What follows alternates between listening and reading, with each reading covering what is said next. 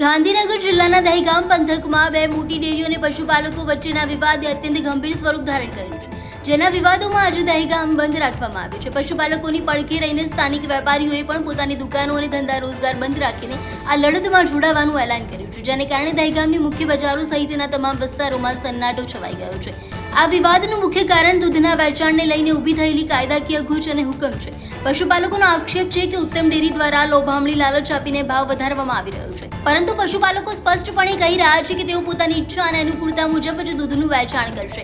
આ સમગ્ર વિરોધ પ્રદર્શનમાં પશુપાલક સંકલન સમિતિના સભ્ય રામજીભાઈએ જણાવ્યું હતું કે પશુપાલકોની સ્વતંત્રતા પર તરાપ મારવાની કોશિશ કરવામાં આવી રહી છે। પશુપાલકોનો રોષ એ વાત પર છે કે જે ડેરી તેમને વધુ વળતર આપે અથવા તો જ્યાં તેમને અનુકૂળ હોય ત્યાં જ દૂધ આપવાનો તેમને મૂળભૂત અધિકાર છે। દૂધ આપવાના આ મામલે ચાલી રહેલા વિરોધમાં હવે કાયદાકીય પાસા ઉમેરતા મામલો વધુ પેચીદો બન્યો છે। જ્યાં સુધી પશુપાલકોની માંગણીઓ સંતોષવામાં નહીં આવે ત્યાં સુધી આ લડત ચાલુ રાખવાની ચીમકી ઉચ્ચારવામાં આવી છે।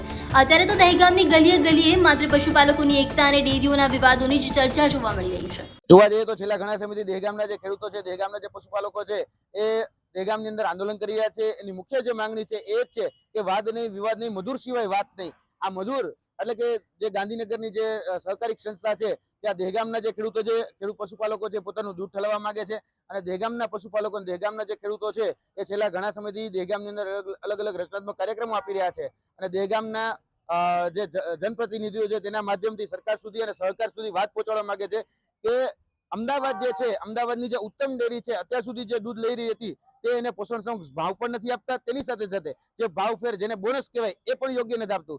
ઉત્તમ ડેરી છે 810 રૂપિયા આપી રહી છે, જ્યારે મધુર ડેરી 850 રૂપિયા આપી રહી છે અને તેની સાથે સાથે જે ભાવ ફેર છે એ 3 થી 4% એ ઉત્તમ ડેરી આપી રહી છે, જ્યારે મધુર ડેરી છે એ 14 થી 15% ભાવ ફેર આપી રહી છે, એટલે કે બોનસ આપી રહી છે।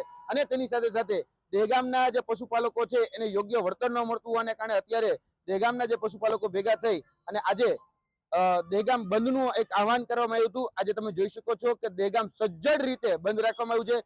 દહેગામના પશુપાલકોએ જે આહવાન કર્યું તો તેની સાથે સાથે દહેગામના જે વેપારી મંડળ છે તેને પણ પૂરેપૂરું સમર્થન આપ્યું છે। તેની સાથે સાથે દહેગામના જે ગામડાઓ છે એને પણ સમર્થન આપ્યું, દહેગામની પંચાયતે સમર્થન આપ્યું, દહેગામના જે સરપંચશ્રીઓ છે એમને પણ સમર્થન આપ્યું છે, નાના મોટા રોજગાર વેપારીઓ જે ચલાવે છે તો તેમને પણ સમર્થન આપ્યું છે। નથી કે કોઈ પ્રકારના લારી ગરલા ખુલ્યા નહોતા, કોઈ બહુ મોટા બિઝનેસ ખુલ્યા, અને આ દહેગામની અંદર સંપૂર્ણ રીતે સમર્થન આપી અને દહેગામનો જે પ્રાણ પ્રશ્ન છે દૂધનો, એનું નિરાકરણ આવે તેના માટેના સંપૂર્ણ પ્રયાસ થઈ રહ્યા છે। અને કાયદાકીય રીતે જોવા જઈએ તો પણ આ દહેગામનું દૂધ છે એ ગાંધીનગર જિલ્લા સંઘમાં જ જવું જોઈએ। તમને પણ ખ્યાલ હશે કે 2013માં જ્યારે નરેન્દ્ર મોદી સાહેબ જ્યારે ગુજરાતના મુખ્યમંત્રી હતા ત્યારે બોટાદ જિલ્લાની રચના કરવામાં આવી હતી અને અમદાવાદનો બરવાડા અને રાણપુર તાલુકો એ અમદાવાદનો ભાગ હતો, પરંતુ બોટાદ જિલ્લાની રચના થઈ ત્યારે રાણપુર અને બરવાડા એ બોટાદમાં જતા રહ્યા। તો આજે પણ રાણપુર અને બરવાડાનું જે દૂધ છે મધુસૂદન ડેરીમાં જઈ રહ્યું છે, એટલે કે બોટાદની જે સહકારી સંઘ છે એમાં જઈ રહ્યું છે। તો ટેકનિકલ રીતે પણ દહેગામના જે પશુપાલકો છે એ જ માંગણી કરી રહ્યા છે કે અમે દહેગામ એટલે કે ગાંધીનગરનો અવિભાજ્ય અંગ છે, તો શા માટે આ દૂધ છે એ દહેગામની મધુર ડેરીમાં ન જાય।